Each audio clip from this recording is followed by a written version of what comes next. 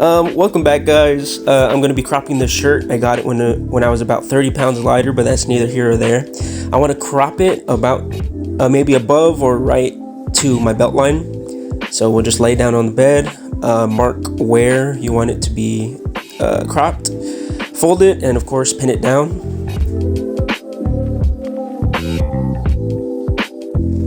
And of course you want to do the same thing to the other side. And once you have them pinned down, open the shirt and lay down flat. I'm trying to mark that fold to be one straight line, and then I will pin everything down from one side of the shirt all the way down to the other.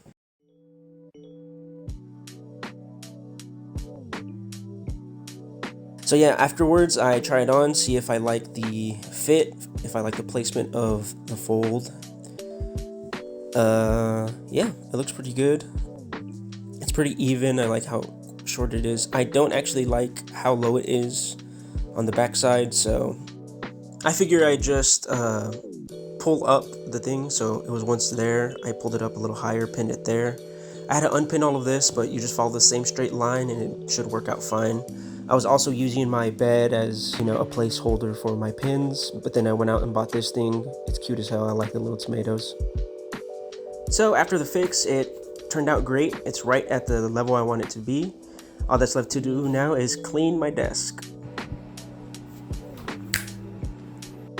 Clean and ready to cut, I'm going to be using God's greatest gift, our hands, and an X-Acto knife to be cutting the shirt. I couldn't find scissors around, much more so I didn't actually look. But it's cutting through this thick piece of fabric pretty quickly. So I have high hopes for this, truly.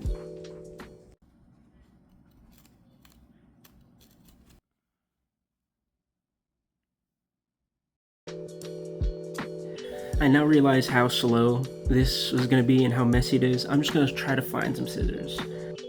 Okay, now before you judge a book by its cover, let's just test it out. Alright, they're just child lock, child scissors, antimicrobial. Wow, look at that. We're going to try these out first. They're the closest ones around. So I'm going to hope this works. Oh my god. Oh my god, who invented scissors? They need something done to them. Look at that. Yeah, I'm still going straight. Alright.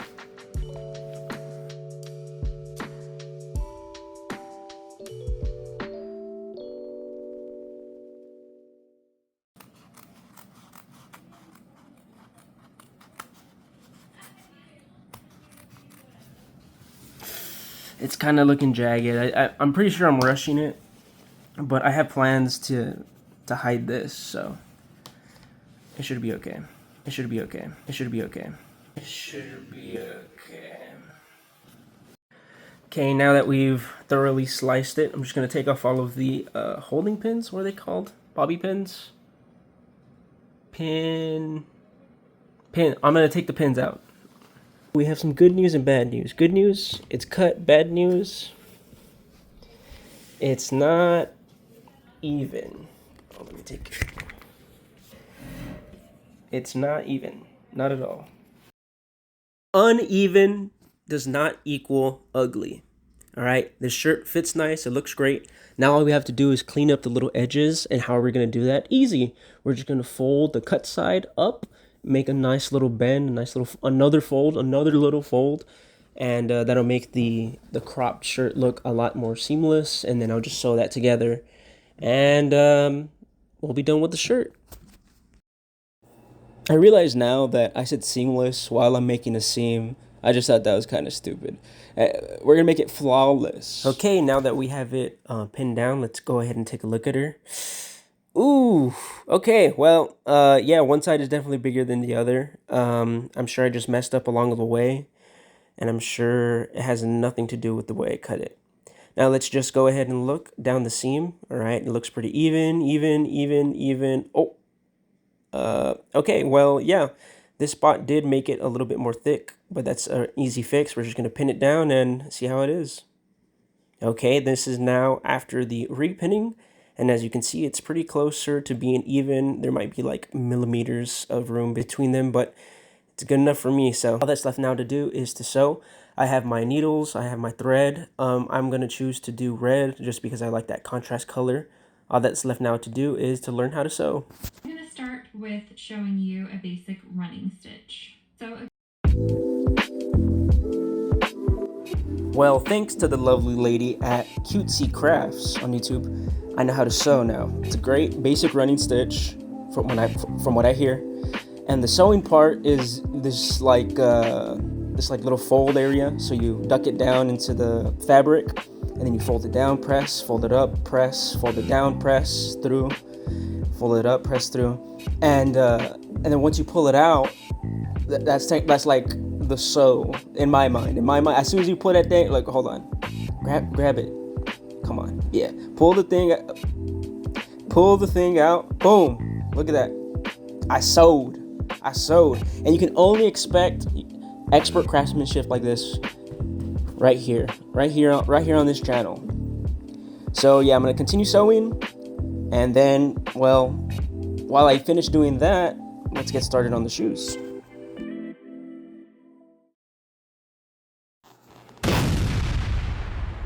That was cool, right, guys? That was a cool transition.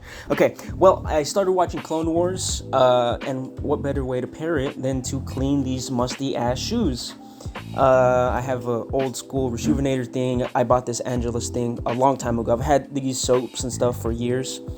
We're gonna use this water bottle for the laces, and the detergent to put into the bottle so we can do the laces. Speaking of laces, it looks like it's troubling to get those untied. It seems like I haven't worn these in a while because I haven't. But yeah, now that we have the shoelaces. Also, another thing, I noticed that I keep saying the instead of the. I say the. So we're gonna put the laundry detergent in first, and then we're gonna follow it up with the shoelaces. Afterwards, we're gonna shake that bitch up, and you're gonna see how dirty that water gets. All right, that the shoelaces accumulate so much dirt. Ugh, it's disgusting, bro. The water turns caca brown, bro. Look at it back there. Caca brown staring at you in the face. But yeah, now pouring water into a bowl. I know, innovative. But I use it so I make more suds. I like cleaning with a bunch of suds. It's just my thing. I've cleaned these shoes before. That's where they're not so disgusting. They're a little toughed up from years of wear and tear. But yeah, once we get the surface clean, I'm gonna put some alcohol on it, so we can take down some of that clear coat that I put on so long ago. And then we're gonna start putting some paint on it.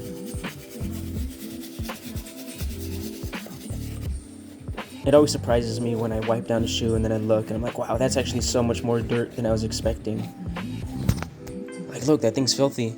And same thing on the tongue. It looks like, it doesn't look too bad, but once I start working in the soap and working in the brush, it really does come together and get super, super clean. A lot cleaner than you would expect. The difference between the two isn't too major, but you can see that the one on the left side has like this life to it. There's glow, and the one on the right is just dull and has that yellow tinge on it that I don't really like. So it seems that everybody has this brand, Angelus brand. Oh, look at that. And it's a paint brand as well as a shoe brand in general. I do not have Angelus. I think I'm gonna do what I did with the mural and just go with some regular paint. And then afterwards I have this waterproofing. I'll just spray that on top, and then hopefully that'll give it the life it needs. You know, I wanted to go big and fancy and do the whole painter's tape on the swoosh and then get it cut out and then not, just make it look more professional. But as it turns out, the tape wasn't really a big help. I mean, it wasn't super sticky, so it kept flopping off. So, I mean, at the end, I just take it off and then just freehand it. So, it was a good effort, but definitely, yeah, I mean, I don't like using the painter's tape on the shoe. In other news, this is the paint that I have. Again, same acrylic paint that I've been using. But yeah, I have a couple colors. This dark green is something that I really like. I like having these earthy tones. I think primary color is going to be that green, and then that secondary background lighter color is going to be a beige of sorts. Yeah, so I just need some ideas, and I actually have a perfect idea on how to get the idea out there. So I went to the Nike app, and I went to Air Forces, and I put on custom shoes, and now I'm simply just picking the colors that I'm gonna paint on my shoe. It's a little bit different silhouette, like the back is a little bit different, but this is pretty much the idea. Main color is gonna be that green, and then that background is gonna be that beige color. Just so that way I have these nice, again, earthy tone shoes that I can match with that green shirt that I made, or a bunch of other earthy stuff that I tend to wear. Now that I have the paints figured out, we can finally start on the acetone wash to take off the clear coat and immediately jump into painting. I chose to paint with beige first because it's the lightest color, so it'll be easiest to cover if I do like mess up somewhere. Also, all the panels that are beige are kind of easier to paint than the green. And after a couple of coats, it looks nice, fine and dandy, full of color. Can't ask for more, honestly. Now we just have to get started on the green. And you would think I would learn from the mural of green being transparent, being any different. It is not. It's still very transparent on this shoe. I'm sure it's a, layer and layer moment where you just have to trust the process. Trust the process indeed. After a couple layers, the shoe is looking mighty fine and dandy. The green looks nice and flat. The beige looks nice and flat.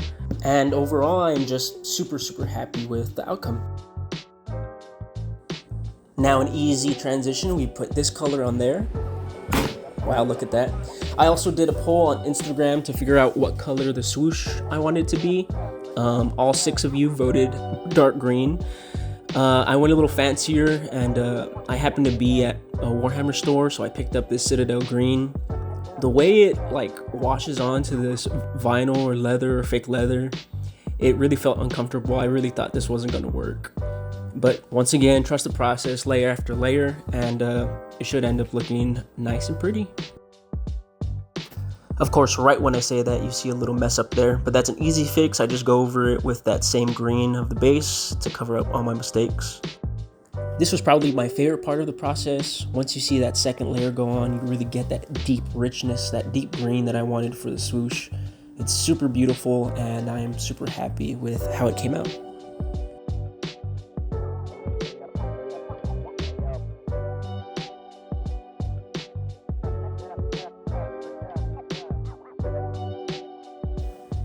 Now that that third coat is on, I'm just going to fix these little details, and all that's left now to do is spray it with this waterproofer.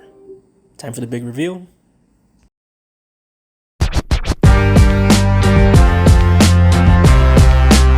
Now, unfortunately, I did put them on before the big reveal, so there's these little cracks.